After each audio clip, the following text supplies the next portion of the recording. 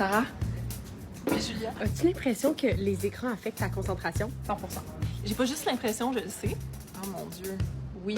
Notamment dans ma capacité de me concentrer quand vient le temps de lire un livre. Pendant le temps des fêtes, j'ai enlevé toutes mes applications de mon téléphone. Toutes. Puis c'est pathétique à dire, j'ai mieux dormi.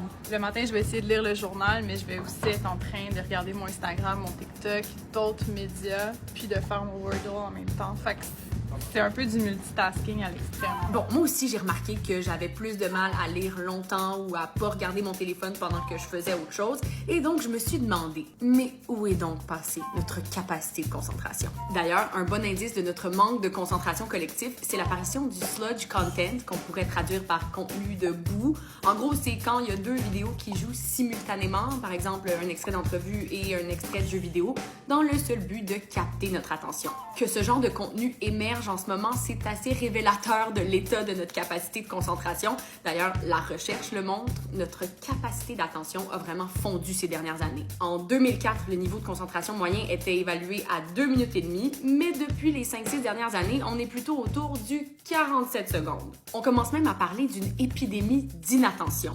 J'ai appelé le neuroscientifique Gregory West pour comprendre pourquoi. Comme tous les drogues, soit le chocolat, soit l'alcool, soit les vidéos qui viennent du TikTok, il engage le même système de récompense dans le cerveau. Et ce système, c'est le système dopaminergique. C'est celui qui est engagé quand on fait défiler des publications sur nos réseaux sociaux. À chaque nouveau contenu, le cerveau nous envoie une nouvelle récompense sous la forme de satisfaction ou de plaisir et ça nous encourage à reproduire le comportement. C'est comme ça qu'on développe des habitudes, mais aussi des dépendances. Et comme me l'a dit Gregory West, c'est ce qui explique que dans certains cas, se défaire de la distraction constante des écrans, c'est vraiment comme se défaire d'une dépendance à une drogue. Et disons que contrairement à la cocaïne ou à l'alcool, les écrans, ils sont partout, tout le temps, et ils sont plutôt utiles.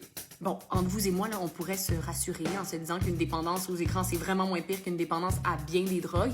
C'est vrai, surtout à court terme, mais à long terme, les impacts d'une consommation abusive des écrans sur notre cerveau sont vraiment pas négligeables. En fait, ce que M. West m'a expliqué, c'est qu'à force de toujours engager notre système de récompense, on empêche certaines parties du cerveau d'être stimulées.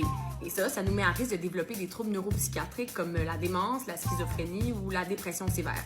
Et pour les cerveaux en développement, donc jusqu'au début de la vingtaine, les risques sont particulièrement élevés. Donc c'est sûr que c'est tentant de regarder des vidéos TikTok jusqu'à tard le soir ou de naviguer sur son téléphone en écoutant un film, mais ce que M. West conseille, c'est de s'éloigner progressivement de ce genre de source de stimulation pour petit à petit retrouver un niveau de concentration un peu plus optimal.